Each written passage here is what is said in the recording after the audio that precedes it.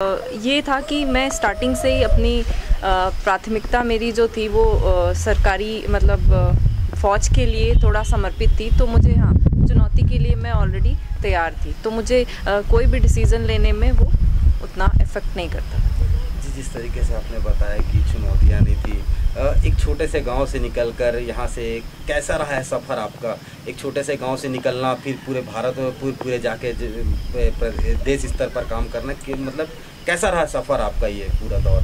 सफ़र तो मेरा काफ़ी अच्छा था। कुछ चुनौतियाँ होती है, वो हर के लिए होती है, और यदि आप उसे ठान के आगे बढ़े तो वो आपके लिए इतना प्रॉब्लम क्रिएट नहीं करती। पारिवारिक पृष्ठभूमि की अगर मैं बात करूँ तो क्या पारिवारिक पृष्ठभूमि से कोई आपके रिलेटिव में या आसपास के दूर रिश्तेदारों में कोई फ़ौज में रहा है? तो प्रेरणा कहाँ से मिली कि फ़ौज में जाना है? जी, फ़ौज में तो मेरी कोई भी जनरेशन्स में कोई भी फ़ौज में नहीं था। मैं एक पहली ही हूँ जो फ़ौज में गई हुई हूँ। मेरी माँ का बहुत बड़ा सपोर्ट था इसमें। मेरे फादर ने, ऑफ कोर्स फादर हमेशा एक सपोर्ट का काम करते हैं, बट जो आज मैं जो भी हूँ मैं मेरी माँ की बदौलत से ही हूँ। बस इसी तरह। और ये जो फ़ौज का सिलेक्शन था वो मेरा स्टार्टिंग से ही था। बचपन से ही जब मैंने सोचा था तो मुझे डॉक्टर बनना है और मुझे फ़ौज में ही जाना है, ये मैंने एक ठान रखा था अपने अंदर। आपने बताया एक सपना रहा है। छत्तीसगढ़ से रहने वाले हैं, छत्तीसगढ़ क्या है यहाँ पे स्वास्थ्य व्यवस्था है, अपने आर्मी में डॉक्टर भी हैं जी। तो जैसा कि ये छत्तीसगढ़ है, छत्तीसगढ़ में देखने को स्वास्थ्य व्यवस्था काफ़ी लचर रहती है, तो ऐसा कभी नहीं लगा कि छत्तीसगढ़ में यहाँ पे आसपास के क्षेत्रों में सेवा देना चाहिए, फौज में नहीं जाना चाहिए, ऐसा कभी लगा नहीं? जी, ऐसा कुछ नहीं था। मतलब हमेशा से था कि हाँ, मेरी माँ का ये सपना था कि जिस जगह तू पढ़ी है तू वहीं की सेवा दे। बट मुझे ये हमेशा से था कि एक बार उनकी सेवा की जाए जो देश के लिए अपनी लाइफ कुर्बान करते हैं। तो मैं ज़रूर चाहूँगी कि मैं पहले उन्हें सेवा करके, और ऑफ कोर्स हमारे देश मतलब जिस जगह की मैं हूँ, जिस राज्य की हूँ मैं, उस राज्य में तो मैं सेवा अपनी देती ही रहूँ। सेवाओं की बात की आपने, सेवाओं की जहाँ तक हमको जानकारी मिली है कि पहली पोस्टिंग आपकी थी क्या?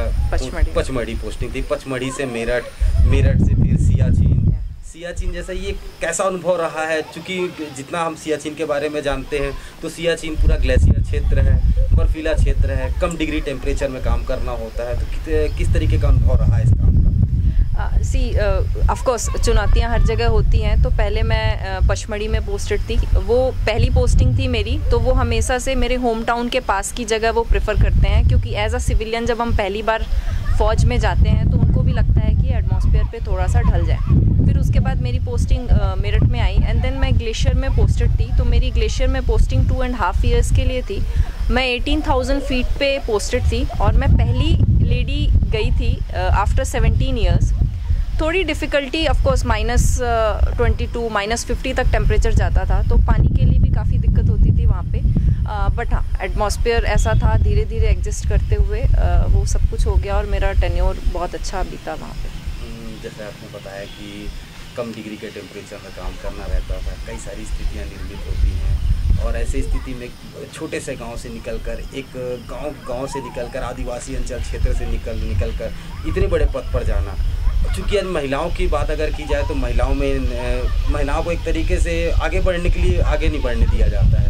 समाज के कल्चर की बात करूँ अगर मैं तो फिर भी एक निकल कर आगे बढ़ी हैं, तो किस तरीके से महिलाओं को प्रेरणा देना चाहेंगी कि महिलाएं भी आगे आएँ और इस तरीके से देश की सेवा में या अन्य सेवाओं में अपने सेवा का मौका दें, जिसके लिए जो युवा महिलाएं, युवा लड़कियां हैं, उनको किस तरीके की प्रेरणा देना चाहेंगी आप अपनी? जी देखिए, महिलाओं का आगे बढ़ना मतलब घर का सपोर्ट होना बहुत ज़रूरी है। घर का सपोर्ट होने से आपको मॉरल सपोर्ट बना रहता है और आपको आगे बढ़ने में मदद मिलती है। जैसा कि आज की जनरेशन्स में ऑफ कोर्स लड़कियां भी आगे बढ़ रही हैं, और मैं ये मानती हूँ कि यदि आप एक लड़की पढ़ाते हैं तो आप पूरी उसकी जितनी भी पीढ़ियाँ पढ़ा देते हैं। तो ये बहुत ज़रूरी है कि आप अपनी लड़कियों को आगे बढ़ाएं और उसे सपोर्ट दें। कुछ ऐसा इंसिडेंट हो जो अनऑफिशियली, मतलब कुछ ऐसा इंसिडेंट हो आपका जो आप बताना चाहें, दर्शकों को ऐसा बताना चाहें, कोई ऐसा आपका इंसिडेंट या ऐसा कोई वाक़या हो? जी, पहले जब मैं पहली बार गई थी ग्लेशियर में, तो लोगों ने भी पहली बार मुझे देखा था कि एक लड़की आई है। तो जब हम ट्रैवल करते थे, हम लेह से उतर के हम पूरा बाय रोड चलते हैं पूरी फौजी गाड़ियाँ चलती है, तो वहाँ पे कोई भी बंदोबस्त नहीं है। मतलब आप वॉशरूम की वजह कहीं नहीं रुक सकते, कहीं कुछ भी नहीं कर सकते, और वो सफ़र 4 से 5 दिन भी हो सकता है। कोई सफ़र का लिमिटेशन नहीं है, टाइम की लिमिटेशन नहीं है, क्योंकि बर्फ़ के ऊपर आपकी गाड़ियाँ डिपेंड है। कभी बर्फ़ ज़्यादा हो गई और गाड़ियाँ चल नहीं पाती है, तो वो सब कुछ धीरे धीरे एडजस्ट होता है। इवन लोगों को भी मेरे साथ, मुझे भी लोगों के साथ ढलना है और लोगों को भी मेरे साथ ढलना है। तो इससे क्या होती है, आपकी ऑर्गेनाइजेशन के साथ आप भी ग्रो करते होते हो और फिर धीरे धीरे सब कुछ सेटल हो जाता है। ऑफ कोर्स हमें कहीं ना कहीं से शुरुआत तो करनी ही पड़ती है। बिल्कुल। अब यहाँ से निकल कर गई हैं तो कैसा महसूस करती हैं? क्या दोबारा कभी फिर से इस तरीके से कि हम नहीं जॉब नहीं करना है या यहाँ रहना है, घर परिवार से दूर कई हज़ार किलोमीटर दूर रहते हैं, ऐसा नहीं लगता कभी यहाँ के जॉब करना चाहिए या वहाँ नहीं करना चाहिए, ऐसा कभी लगता है? नहीं, सी देश की जो भावना है वो मुझ में हमेशा से स्टार्टिंग से थी। वो उसके मेरी जो प्राथमिकता थी वो हमेशा से देश के प्रति ही रही है। यहाँ पे भी सेवा मैं करना चाहती हूँ, ऐसा कोई डिफ्रेंशिएशन नहीं है, बट हाँ, एज अ फ़ौजी हूँ तो मैं फ़ौज को ही देखूँगी और मैं फ़ौज को ही देखती हूँ। और मेरी हमेशा से ये रहती है कि एज अ चिकित्सक उनको कभी कुछ भी, कोई भी रोग उनको और उनकी फैमिली को ना हो सके। आज कोविड की सिचुएशंस में भी मेरे कार्य क्षेत्र पे मैंने 0 केसेस अब तक कर रखे हैं और मैं आगे भी ये पूरा प्रयास करती रहूँगी कि ये 0 केस ही बना रहे। ये जैसे कि अभी स्वतंत्रता दिवस है, आज़ादी का पर्व है, बड़ा उल्लास है लोगों में भी, लोग इसको पर्व मना रहे हैं। कुछ संदेश देना चाहें अगर आम नागरिकों को या स्वतंत्रता दिवस के उपलक्ष्य? हाँ बिल्कुल। ये स्वतंत्रता और गणतंत्र दिवस में हम जितना उल्लास देखते हैं या महसूस करते हैं, मेरी सिर्फ इतनी ही रिक्वेस्ट है कि ये आप नॉर्मल लाइफ में भी बनाए रहे। ये सिर्फ राष्ट्र पर्व पर ही नहीं होना चाहिए। जैसे कि एक छोटा सा श्लोक है, श्लोक क्या, एक कोटेशंस है आपके लिए, कि आज़ादी को हम कुर्बान नहीं होने देंगे, आज़ादी की कभी शाम नहीं होने देंगे, शहीदों की कुर्बानी को बदनाम नहीं होने देंगे, जब तक लहू पर खून का रंग है भारत माता के आंचल को हम नीलाम नहीं होने देंगे। बस जी बिल्कुल, एक आज़ादी का जज्बा, मतलब एक शहीद, एक जो राष्ट्रवाद का जज्बा है वो निश्चित तौर पे हर भारतीयों के अंदर होना चाहिए, और ये एक देश प्रेम की भावना है जो बिल्कुल होनी चाहिए, हर इंसान के अंदर होनी चाहिए। आज हम 74वां गणतंत्र दिवस, स्वतंत्रता दिवस भी मना रहे हैं यहाँ पर, और कोरोना संक्रमण काल भी चल रहा है।